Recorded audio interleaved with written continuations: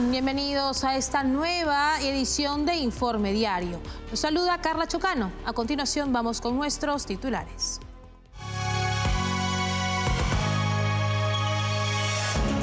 La escalada del crimen organizado y la creciente violencia plantean una amenaza significativa para la seguridad de América Latina. Según datos del Banco Mundial, la región es la más violenta del mundo y continúa en aumento.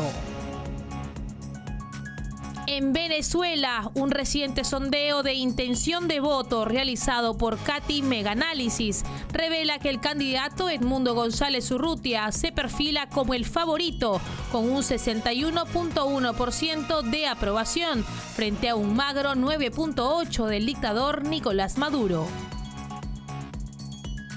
En España, la Audiencia de Madrid acordó que el juez Juan Carlos Peinado continúe investigando a la esposa del presidente de gobierno, Begoña Gómez, por presuntos delitos de tráfico de influencias y corrupción en los negocios.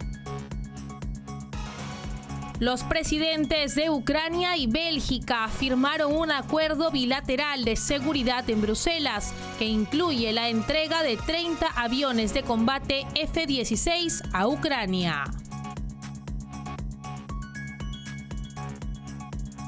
Empezamos con el desarrollo de la información. Un informe del medio de comunicación Voz de América asegura que la escalada del crimen organizado y la violencia amenazan significativamente la seguridad en América Latina, la región más violenta del mundo. Esta región clave en el tráfico de drogas hacia Europa y Estados Unidos enfrenta aumentos de violencia en países como Ecuador y Costa Rica. Además, la pandemia ha agravado las dificultades económicas, impulsando peligrosas actividades criminales como el narcotráfico y la trata de personas. Un informe realizado por La Voz de América indica que la escalada del crimen organizado y la creciente violencia plantean una amenaza significativa para la seguridad en América Latina. Según datos proporcionados por la oficina del vicepresidente del Banco Mundial para América Latina y el Caribe, la región es la más violenta del mundo y continúa en aumento. Kevin Casas Zamora, secretario general de IDEA Internacional, destaca que un tercio de los homicidios a nivel mundial ocurren en América Latina, a pesar de que la región solo representa el 8 o 9% de la población mundial. La geografía de la región juega un papel crucial, siendo un punto clave para el tráfico de drogas ilícitas hacia mercados como Europa y Estados Unidos. Países como Colombia, Perú y Bolivia son importantes productores de cocaína, mientras que la evolución de las rutas del narcotráfico ha generado un aumento de la violencia en naciones antes consideradas más seguras, como Ecuador y Costa Rica. La pandemia ha exacerbado las dificultades económicas en la región, impulsando a más personas hacia actividades criminales como el narcotráfico, la trata de personas y la extorsión. La corrupción también ha facilitado la proliferación de mercados ilícitos, socavando los principios del Estado de Derecho y afectando negativamente el apoyo a las instituciones democráticas. Juan Pablo Luna, profesor de la Universidad Católica de Chile, destaca la rápida mutación de los mercados ilegales, especialmente el narcotráfico, que desafía la capacidad de los estados para combatir con efectividad. El crecimiento del crimen organizado y la violencia en América Latina representan una seria amenaza para la estabilidad y el desarrollo de la región. Por ello, la necesidad de encontrar soluciones integrales y coordinadas se vuelve cada vez más urgente para proteger a los ciudadanos y fortalecer las instituciones democráticas. Y por otro lado, las autoridades electorales de Venezuela revocaron la invitación a la Unión Europea para observar las elecciones presidenciales del 28 de julio, en las que el dictador Nicolás Maduro busca la reelección. Elvis Amoroso, presidente del Consejo Nacional Electoral, citó las sanciones económicas impuestas por el bloque como la razón para retirar la invitación. El anuncio se produjo 2 semanas después de que la UE levantara temporalmente sanciones contra 4 funcionarios vinculados al órgano electoral, incluido Amoroso. No obstante, esta medida fue rechazada vehementemente por el gobierno de Venezuela y Amoroso, quienes la consideraron selectiva e insuficiente. Esto revela cómo las actitudes tanto del gobierno de Joe Biden en Estados Unidos y de la Unión Europea de intentar negociar con la dictadura de Nicolás Maduro no han rendido frutos. La UE emitió una declaración instando al CNE a reconsiderar su decisión, argumentando que el pueblo venezolano debería poder elegir a su próximo presidente en elecciones creíbles, transparentes y competitivas, apoyadas por observación internacional imparcial, incluida la de la Unión Europea. Venezuela había establecido las elecciones presidenciales para el 28 de julio y había extendido invitaciones a diversas organizaciones para observar el proceso. Sin embargo, el gobierno de Venezuela ha puesto a prueba los límites de dicho acuerdo, bloqueando la candidatura de la principal opositora, María Corina Machado.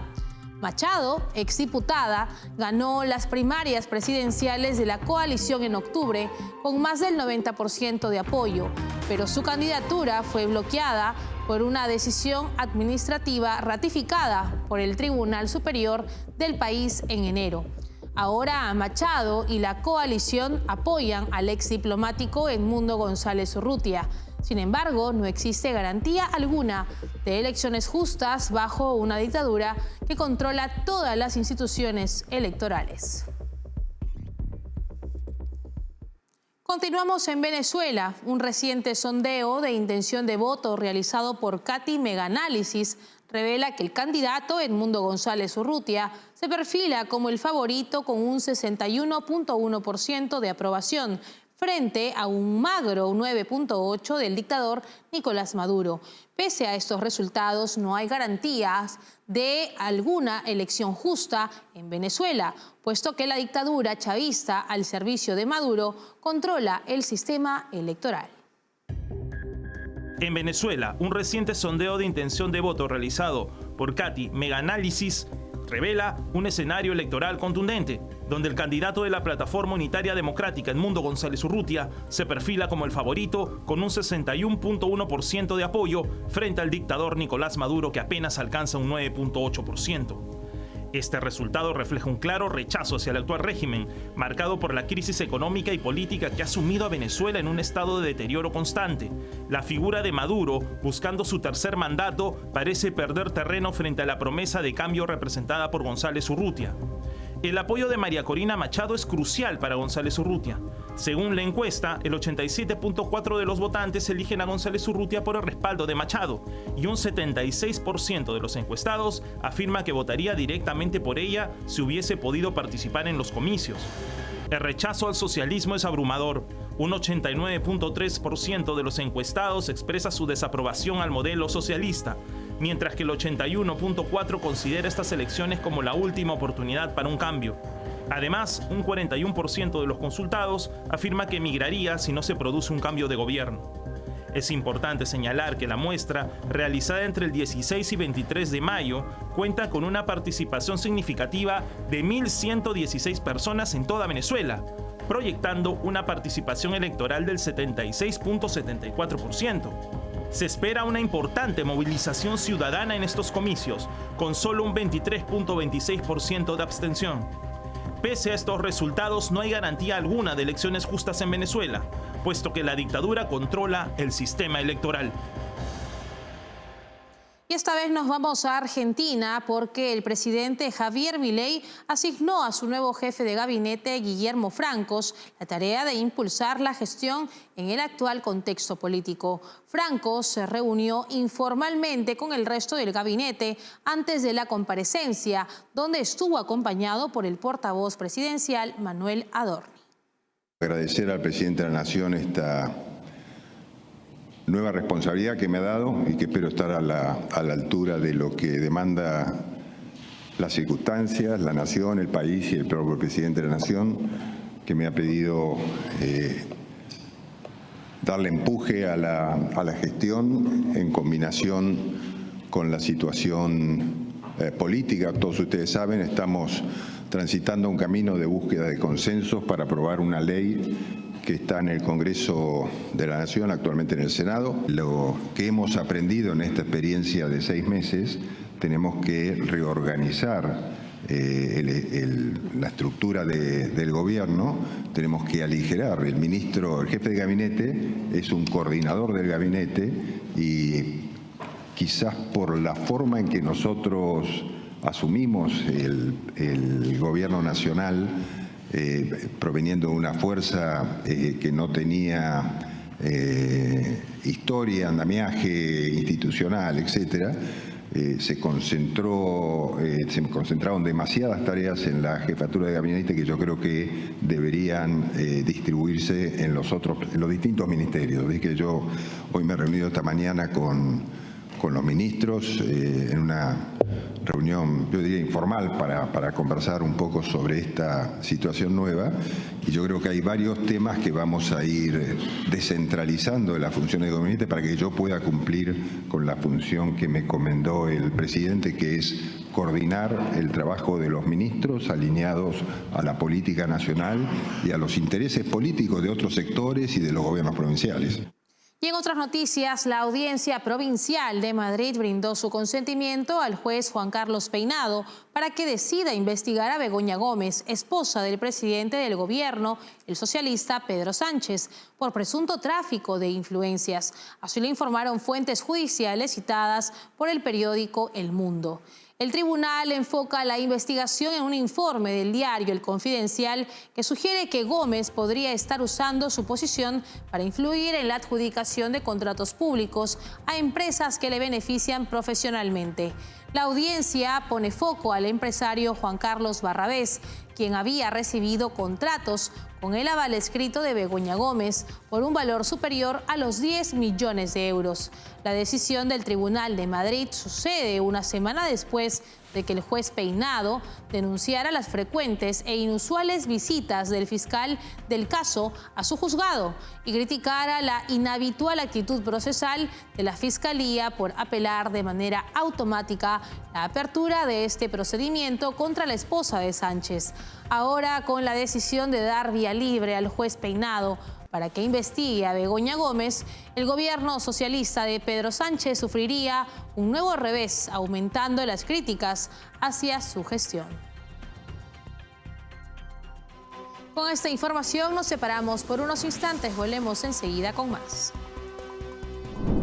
Café Sombra de Pino, un café diferente que crece a la sombra de pinos en Villarrica. Ya lo saben, Café Sombra de Pino, un café premium al alcance de todos.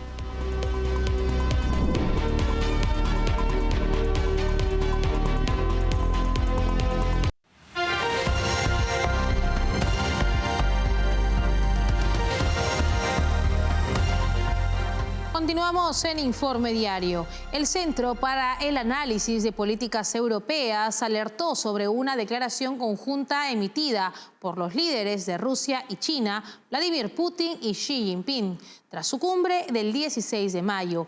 Esta declaración marca un cambio significativo en la postura tradicionalmente cautelosa de China respecto a las armas nucleares.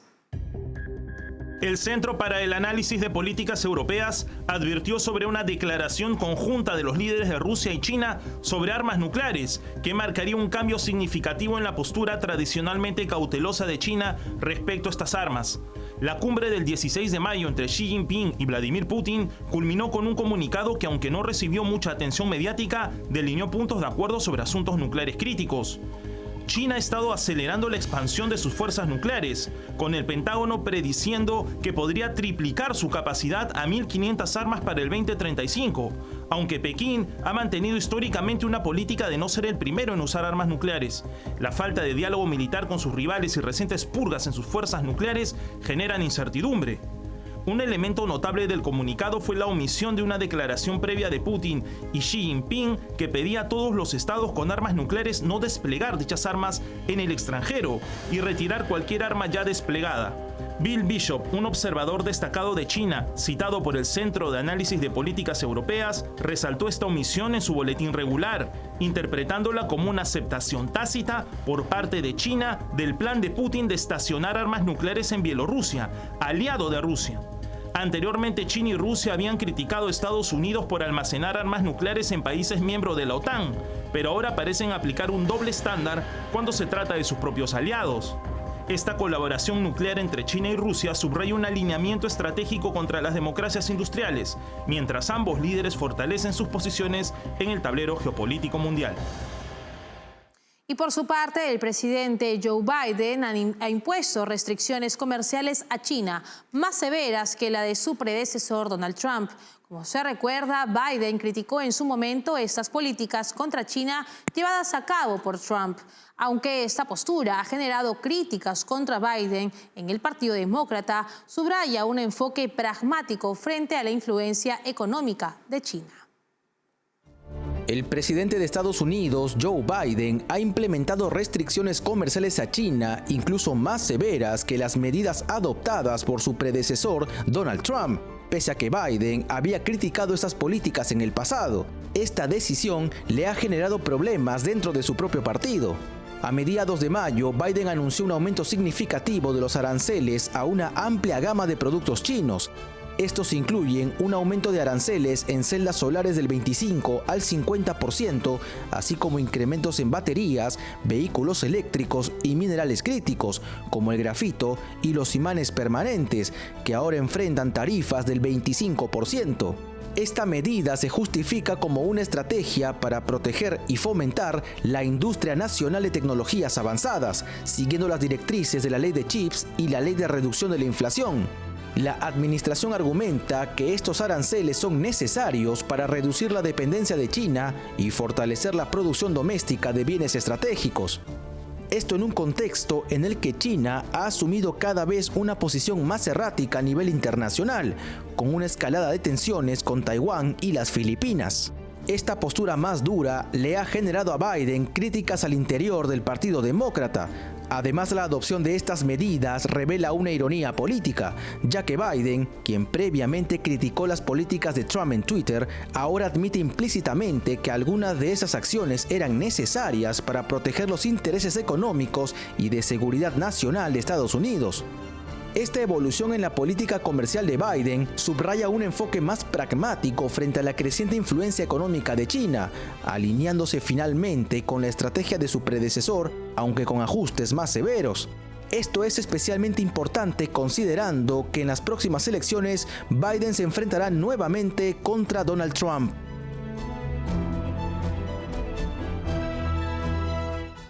Y por otro lado, el presidente de Ucrania, Volodymyr Zelensky, y el primer ministro de Bélgica, Alexander De Croo, firmaron un acuerdo bilateral de seguridad en Bruselas, que incluye la entrega de 30 aviones de combate F-16 a Ucrania. Este pacto simboliza un significativo refuerzo del apoyo militar belga en medio del prolongado conflicto entre Ucrania y Rusia.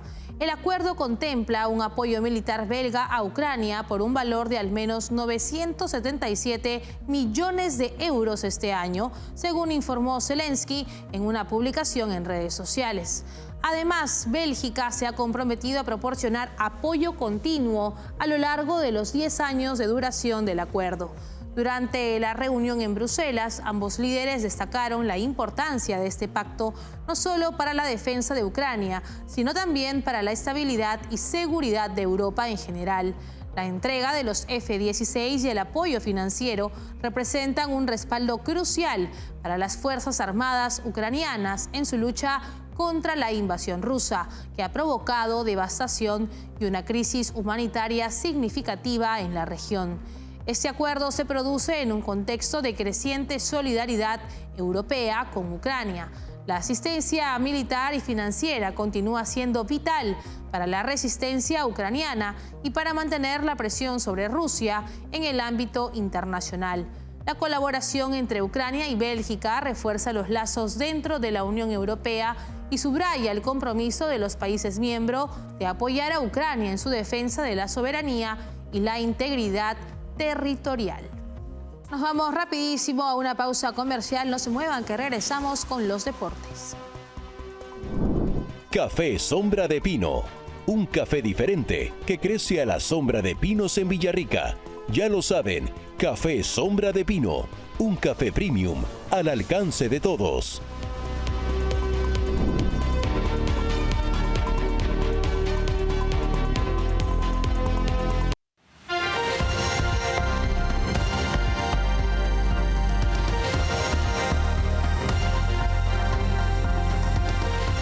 los dejamos con Stephanie Álvarez y el bloque deportivo.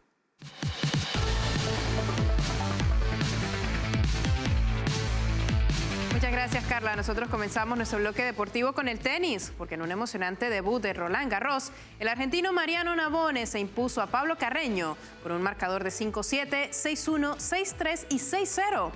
Navone, quien ha tenido una impresionante temporada ascendente, superó a un rival experimentado que, a pesar de su jerarquía, está en proceso de recuperación tras una serie de lesiones. El partido en Roland Garros comenzó con alta intensidad. Carreño, buscando imponer la experiencia, fue agresivo desde el inicio, logrando el primer set 7-5, apoyado en su habilidad para desestabilizar a Navone con revés, paralelos y precisos drops. El segundo set marcó un cambio de dinámica. Navone ajustó la estrategia, incrementando la profundidad de sus golpes y aprovechando la bajada intensidad de Carreño, quien comenzó a cometer más errores. Así, el argentino tomó el control del set, ganándolo con un contundente 6-1. Ya en el tercer set fue interrumpido por la lluvia. A pesar de ello, Navone se mostró más agresivo y consistente, tomando ventaja y cerrando el set 6-3. En el cuarto y último set fue dominado por Navone. Carreño no pudo mantener el ritmo, permitiendo que el argentino aprovechara cada oportunidad. Así, Navone cerró el set 6-0, asegurando la primera victoria en el Grand Slam. El garrochista brasileño Thiago Braz, campeón olímpico de Río 2016, ha sido suspendido por 16 meses debido a una infracción de dopaje, lo que le impedirá competir en los Juegos Olímpicos de París 2024. El abogado del atleta, Marcelo Franklin, declaró que la suspensión es desproporcionada y que Braz fue una víctima de contaminación cruzada, motivo por el cual han recurrido al Tribunal Arbitral del Deporte, el TAS. La suspensión fue confirmada por la World Athletics, cuyo organismo es autónomo.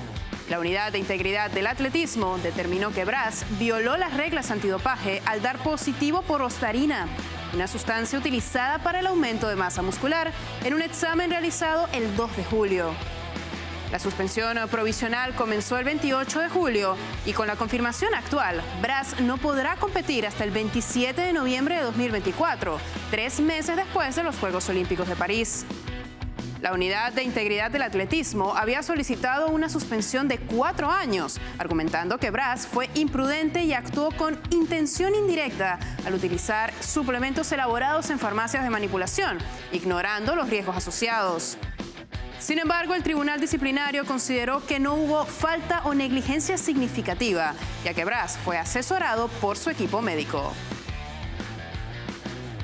Pasamos al fútbol porque Universitario de Deportes sufrió una dolorosa derrota por 2-0 frente a LDU de Quito en el Estadio Casablanca, resultado que les dejó sin posibilidades de disputar un torneo internacional. En un partido intenso donde el primer tiempo estuvo marcado por la ansiedad de LDU de Quito, que generó varias oportunidades pero falló en convertirlas. El gol de Alex Arce llegó en un momento crucial justo antes del descanso.